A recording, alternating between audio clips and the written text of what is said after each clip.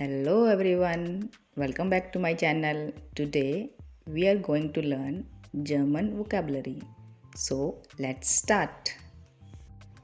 Das Brot. Das Brot means bread. Die Milch. Die Milch means milk. Der Tee. Der Tee means tea. Der Kaffee. Der Kaffee means coffee. Die Butter. Die Butter means butter. Der Toast. Der Toast means toast. Die Marmelade. Die Marmelade means jam. Der Honig.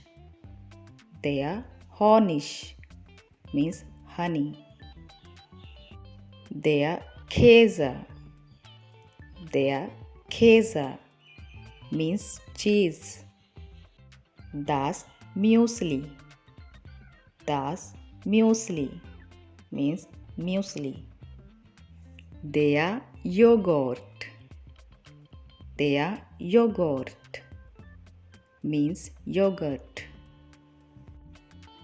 Das Obst. Das Obst means fruits. Der Saft. Der Saft means juice. Der Smoothie. Der Smoothie means smoothie.